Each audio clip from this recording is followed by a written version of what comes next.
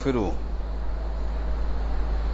ونعوذ بالله من شرور أنفسنا ومن سيئات أعمالنا من يهده الله فلا مضل له ومن يضلل فلا هادي له وأشهد أن لا إله إلا الله وحده لا شريك له وأشهد أن محمدًا عبده ورسوله أما بعد فإن خير الحديث كتاب الله وخير الهدي هدي محمد صلى الله عليه وسلم وشر الأمور محدثاتها وكل محدثة بدعة وكل بدعة ضلالة وكل ضلالة في النار. اعوذ باللہ من الشیطان الرجیم بسم اللہ الرحمن الرحیم یا ایہا المدثر قم فانذر وربک فکبر وثیابک فطہر.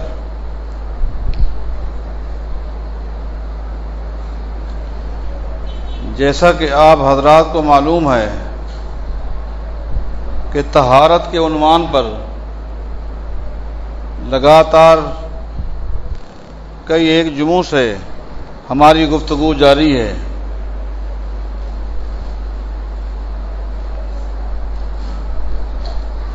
آج جس نقطے پر گفتگو ہے اس میں دو چیزیں ہیں. پہلی چیز یہ ہے ایک مسلمان مرد کا ٹخنے سے نیچے اپنے لباس کو رکھنا کیسا ہے، چاہے وہ چادر ہو، شلوار ہو، پینٹ ہو، اس کو ٹخنے سے نیچے رکھنا کیسا ہے. نمبر دو، اگر لباس ٹخنے سے نیچے ہے اور آدمی وضو کرتا ہے تو کیا وضو رہتا ہے یا ٹوٹ جاتا ہے. یہ دو نقطے ہیں. نبی علیہ الصلوۃ والسلام کی بڑی مشہور حدیث ہے، فرمایا کہ ثلاثۃ لا یکلمہم اللہ یوم القیامۃ ولا ینظر الیہم ولا یزکیہم ولہم عذاب علیم. نبی علیہ السلام فرماتے ہیں میری امت کے 3 آدمی ایسے ہیں جو کل قیامت کے دن جب آئیں گے اللہ تعالیٰ ان کو رحمت کی نگاہ سے نہیں دیکھے گا اور اللہ تعالیٰ ان کے ساتھ گفتگو کرنے کو پسند نہیں کرے گا اور ان کے لیے دردناک عذاب ہے. ولا یزکیہم، اور وہ 3 آدمی یقین کر لیں کہ قیامت کے دن ان کے لیے کوئی نجات نہیں.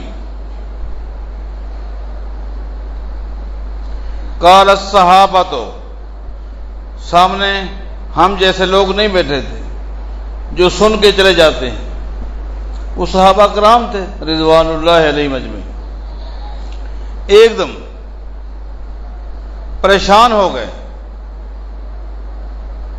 اور عرض کرنے لگے خوابوا وخسروا، خوابوا وخسروا. اے اللہ کے رسول صلی اللہ علیہ وسلم، ان سے بڑا بد نصیب اور کون ہو سکتا ہے جن سے اللہ تعالیٰ گفتگو نہ کرے، رحمت کی نگاہ سے نہ دیکھے. خوابوا وخسروا، وہ تو برباد ہو گئے، ہلاک ہو گئے. من ہم، یہ تو بتائیں کہ وہ کون لوگ ہیں، وہ ہیں کون. صحابہ کے ذہن میں کوئی بہت بڑے گناہ تھے، بڑے بڑے گناہ تھے. یقیناً وہ قاتل ہوں گے، مشرک ہوں گے. بڑے مرکزی گناہ صحابہ کے دماغ میں تھے، اس لیے عرض کرتے ہیں وہ کون ہوں گے. جب نبی علیہ السلام نے ان لوگوں کا ذکر کیا صحابہ کرام حیرت میں پڑ گئے. اس لیے کہ معاشرے میں آج بھی ان گناہوں کو کوئی اہمیت نہیں دی جاتی، عام گناہ سمجھا جاتا ہے، معمولی غلطی سمجھی جاتی ہے۔ نبی علیہ السلام نے فرمایا کہ ان تین میں سے پہلا آدمی کون ہے؟ المسبل ازارہ، وہ مسلمان مرد ہے جس کی تہ بند، ازار بند، چادر، شلوار، پینٹ اس کے ٹخنے سے نیچے رہتی۔ اب بتائیں، میں پوچھتا ہوں، آج کے معاشرے پر اگر ہم نگاہ ڈالائیں تو یہ کوئی گناہ ہے؟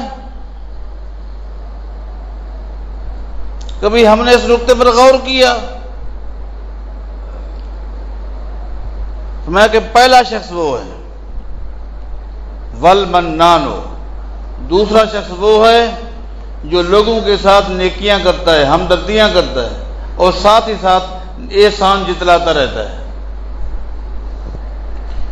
جہاں بھی بیٹھتا ہے اپنی ہمدردیوں کا تذکرہ خود کرتا ہے۔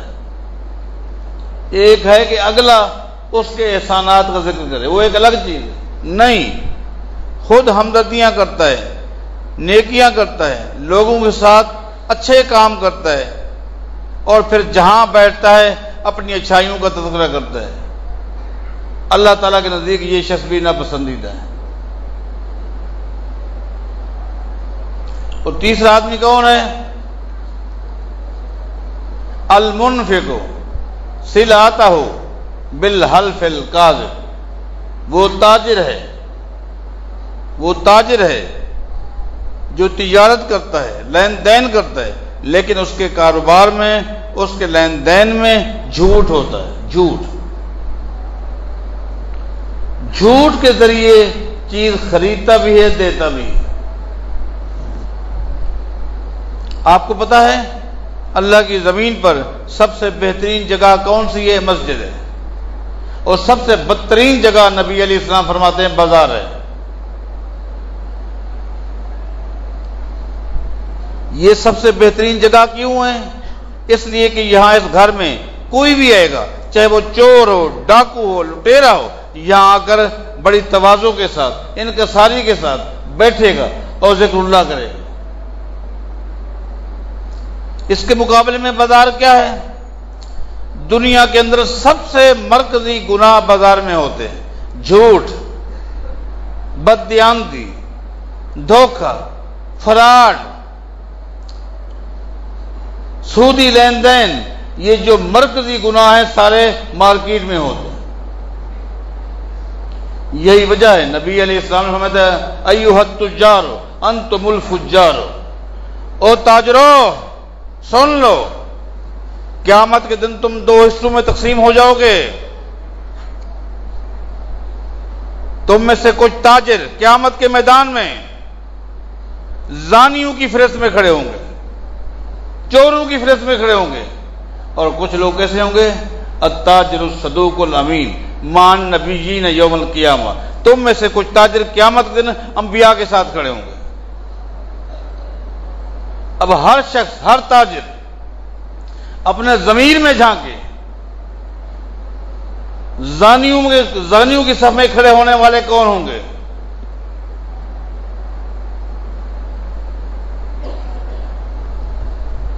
انبیاء کے ساتھ کھڑے ہونے والے کون ہوں گے؟ تو میرے بھائیوں، یہ نبی علیہ السلام کی حدیث ہے جس میں پہلی چیز تہ بند کے حوالے سے ہے، جس کو اہمیت نہیں دی جاتی۔ نبی علیہ السلام کی ایک اور حدیث ہے ما اسفل من الکعبین من الازار فہو فی النار۔ نبی علیہ السلام فرماتے ہیں لوگوں، جو حصہ ٹخنے سے نیچے ہے مرد کا، یہ مت سمجھے وہ ٹخنے سے نیچے ہے، بلکہ یہ سمجھے وہ حصہ جہنم میں ہے۔ بتاؤ،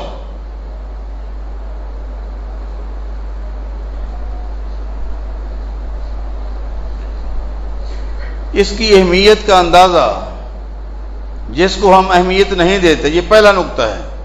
اس کی اہمیت کا اندازہ یوں لگائیں، صحیح بخاری اٹھائیں، ایک طویل حدیث ہے اور کئی ایک کتابوں میں اس کی اور تفصیل ہے. سیدنا عمر بن خطاب رضی اللہ تعالیٰ عنہ کو خنجر لگ چکے ہیں، زخمی ہیں. آپ کو ایک چٹائی پر لٹا دیا گیا، جسم خون آلود ہے. حتیٰ کہ ایک حدیث میں آتا ہے امیر عمر رضی اللہ تعالیٰ عنہ کی آنتیں باہر آ گئی تھی. چٹائی خون سے لت پت ہو گئی.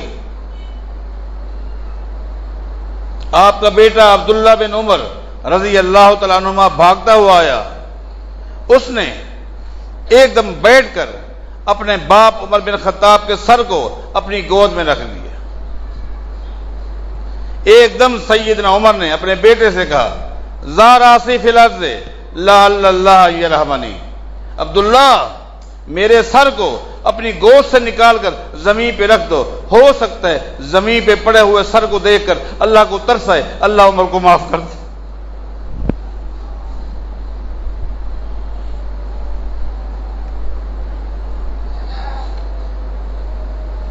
اس کنڈیشن میں لوگ تیمارداری کے لیے آ رہے ہیں. صحیح بخاری میں آتا ہے کہ ایک نوجوان آیا، آپ کے سامنے کھڑے ہو کر آپ اپنے جذبات کا اظہار کرتا ہے.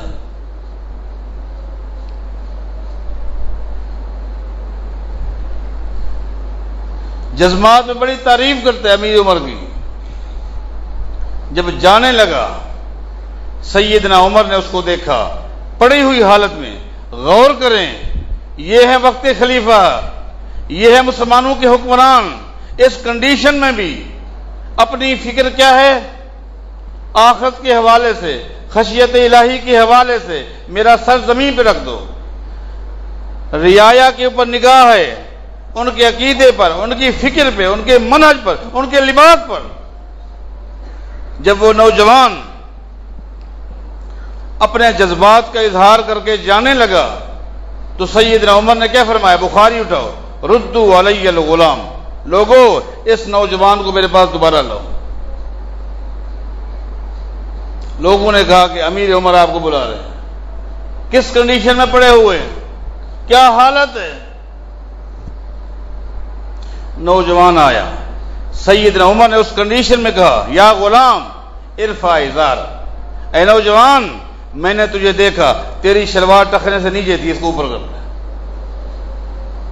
اس طرح آڈٹ ہے، عقیدے کا آڈٹ، عمل کا آڈٹ، لباس کا آڈٹ، حجامت کا آڈٹ. یہ حکمران ہے مسلمانوں کے. ارفع ازارک، اپنے تہبند کو اوپر کر لے. اس کا فائدہ کیا ہوگا؟ یہ ان کا بھی ہو جائے گا، ات کا بھی ہو جائے گا. ابھی عمر فرماتے ہیں یہ ان کا بھی ہو جائے گا، ات کا بھی ہو جائے گا. کیا مطلب؟ ان کا مطلب یہ ہے تیرا تہبند جب ٹخنے سے اوپر ہوگا تو ہر طرح کی مٹی کو وہ سلام نہیں کرے گا، ورنہ تو جہاں سے گزرے گا ہر طرح کی مٹی، پاک پلیت گندی کچرا، تیرا یہ حصہ اس کو سلوٹ مارے گا، اس سے بچ جائے گا. وہ ات کا. اور اللہ تعالیٰ کے ہاں جو متقین لوگ ہیں، جو لوگ اپنے لباس کو ٹخنے سے اوپر رکھتے ہیں، اللہ اس کا نام بھی متقین کی لسٹ میں لکھ دیتا ہے. اور کیا چاہیے؟ ان للمتقین مفازا. کامیابی کن کے لیے ہے؟ متقین لوگوں کے لیے. یہ حکم مردوں کے لیے، عورتوں کے لیے حکم اس کے برعکس ہے، اس کے ٹخنے ڈھکے رہنے چاہیے. لیکن افسوس آج کے مسلمانوں پر افسوس ہے.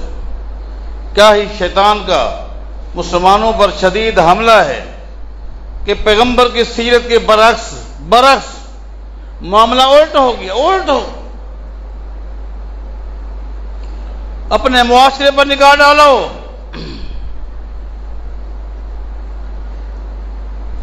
مردوں کا لباس وہ ہو چکا ہے جو شریعت کے مطابق عورتوں کا ہونا چاہیے، اور عورتوں کا وہ ہے جو شریعت کے مطابق مردوں کا ہونا چاہیے۔ مخالفت، ہر نقطے میں مخالفت۔ اس لیے اس بات پر غور کریں، جس وقت نبی علیہ السلام نے فرمایا کہ جو لوگ اپنے تہبند کو ٹخنے سے نیچے رکھتے ہیں وہ اپنے آپ کو جہنم کے لیے تیار کر لیں، وہ مت گنیں اپنی نمازوں کو، اپنے روزوں کو، حج کو، زکاتوں کو، خیراتوں کو، نہیں، وہ اپنے آپ کو تیار کر لیں جہنم کے ایندھن کے لیے۔ صحیح بخاری میں آتا ہے سیدنا ابو بکر صدیق نبی علیہ السلام کے پاس آئے اور آپ کے چہرے پر سارے آنسو ہی آنسو تھے، زار و قدار ہو رہا۔ عرض کی ان ازاری یسترخی، اے اللہ کے نبی صلی اللہ علیہ وسلم، میری جسامت کو آپ دیکھ رہے ہیں، دو آدمی ایسے ہیں جو اپنے جسم کے لباس پہ صحیح معنی کنٹرول نہیں کر سکتے تہ بند پہ۔ ایک جس کا جسم بھاری ہو اس کا بھی تہ بند آگے پیچھے ہو جاتا ہے، یا جو انتہائی کمزور ہو، انتہائی نفیس ہو، نفیس آدمی بھی تہ بند کو صحیح معنی کنٹرول نہیں کر سکتا۔ اور چونکہ یہ بات واضح ہے، ابو بکر صدیق رضی اللہ تعالیٰ عنہ حد سے زیادہ نفیس تھے، حد سے زیادہ نفیس تھے۔ اس لیے آگے کرتے ہیں ان ازاری یسترخی، اے اللہ کے نبی صلی اللہ علیہ وسلم، میرا تہبند باوجود کنٹرول کرنے کے نیچے کھسک جاتا ہے، الا ان اطاعت، لیکن جو ہی کھسکتا ہے میں اس کو اوپر کر لیتا ہوں، لیکن کھسک جاتا ہے، ٹخنے کے نیچے چلا جاتا ہے، میری چادر ٹخنے سے نیچے چلی جاتی ہے، پھر میں اوپر کر لیتا ہوں، تو میں ان لوگوں میں تو نہیں ہوں جو لوگ جہنم میں جائیں۔ نبی علیہ السلام نے فرمایا کہ لست ممن یفعلہ، ابو بکر تو ان لوگوں میں نہیں ہے، تو ان لوگوں میں نہیں ہے، اس لیے کہ تو نیچے کرتا نہیں ہے، اور ہو جاتا ہے تو نیچے سے اوپر اٹھا لیتا ہے، لہذا تیرا نام ان لوگوں میں نہیں ہے۔ بعض احباب کا یہ کہنا ہے کہ تکبر کی بنیاد پر نیچے رکھیں تو ناجائز ہے، اور تکبر نہیں ہے مقصود اور پھر یہ نیچے رکھیں تو ناجائز نہیں ہے، ایسی بات نہیں۔ پہلی بات یہ کہ یہ تقسیم مجھے قرآن و حدیث سے کہیں نہیں ملی۔ دوسری بات یہ، جب یہ بات طے ہو گئی، نبی علیہ السلام نے فرمایا جو شخص بھی ٹخنے سے نیچے تہ بند کو رکھتا ہے وہ متکبر ہے۔ اگر اس کے دل میں تکبر نہیں بھی تو نبی علیہ السلام کا فرمائے من تشبہ بقوم فہو منہم، جو شخص بھی کسی کی مشابہت کرتا ہے قیامت کے دن انہی کے ساتھ اٹھے گا۔ یہ مشابہت ضرور ہو جاتی ہے، اس سے بچنے کی کوشش کریں، اللہ ہمیں توفیق عطا فرمائے۔ رہا دوسرا مسئلہ،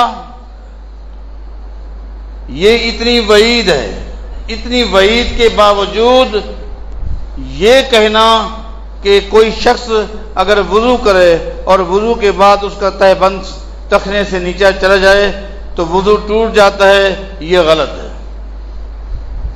میں نے پہلے آپ کو بتا دیا، مسئلے کی اہمیت بتا دی، لیکن وضو کا ٹوٹ جانا یہ مجھے کسی بھی صحیح حدیث سے نہیں ملا کہ وضو کر کے نکلا اور شلوار نیچے چلی گئی تو وضو ٹوٹ گیا۔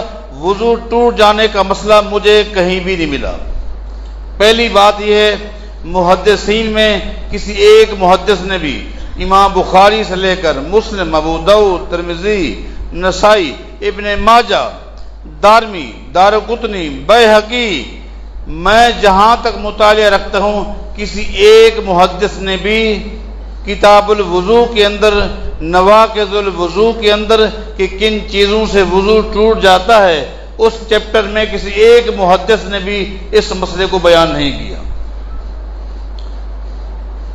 اور ایک حدیث جو پیش کی جاتی ہے کہ نبی علیہ الصلوۃ والسلام نے ایک شخص کو دیکھا کہ اس نے وضو کیا، اس کے بعد اس کا تہ بند ٹخنے سے نیچے تھا، تو نبی علیہ السلام نے فرمایا کہ اذهب فتوضا، جا دوبارہ وضو کر۔ یہ حدیث ضعیف ہے، یہ حدیث ضعیف ہے، اور ضعیف حدیث سے مسئلہ اخذ نہیں کیا جا سکتا۔ بات واضح ہو چکی، اللہ ہمیں شریعت کے ہر ایک نقطے پر عمل کرنے کی توفیق عطا فرمائے۔ ان الحمد للہ نحمدہ ونستعینہ ونستغفرہ ونعوذ باللہ من شرور انفسنا ومن سیئات اعمالنا من يهده الله فلا مضل له ومن يضلل فلا هادي له اشهد ان لا اله الا الله وحده لا شريك له واشهد ان محمدا عبده ورسوله اما بعد فان خير الحديث كتاب الله وخير الهدي هدي محمد صلى الله عليه وسلم وشر الامور محدثاتها وكل محدثة بدعة وَكُلَّ بِدْعَةٍ ضَلَالَةٍ وَكُلَّ ضَلَالَةٍ فِي النَّارِ۔ اے اللہ ہمارے جتنے دینی بھائی، ہماری جتنی دینی بہنیں جو بھی ایمان اور اسلام پر فوت ہو گئے ہیں، اے اللہ تو ان کی بخشش فرما دے۔ اے اللہ ان سے راضی ہو جا۔ اے اللہ ہم میں سے جن کے والدین، والد یا والدہ، بہن بھائی، دوست احباب، اے اللہ جو بھی ایمان و اسلام پر فوت ہو گئے ہیں، اے اللہ تو ان سے راضی ہو جا۔ اے اللہ تو ان کی قبروں کو منور فرما دے۔ اے اللہ ان کی قبروں کو جنت کا باغیچہ بنا دے۔ اے اللہ تو ان سے راضی ہو جا۔ اے اللہ تو ان سے راضی ہو جا۔ اے اللہ عالمی سطح پر مسلمان جہاں کہیں بھی ہیں انہیں عزت عطا فرما، انہیں غلبے عطا فرما۔ اے اللہ آج پوری دنیا کا کفر اسلام اور اہل اسلام کو مٹانے کے لیے متحد ہو چکا ہے۔ اے اللہ اس کفر کے اتحاد کے مقابلے میں اہل اسلام کو عالمی سطح پر اتحاد نصیب فرما۔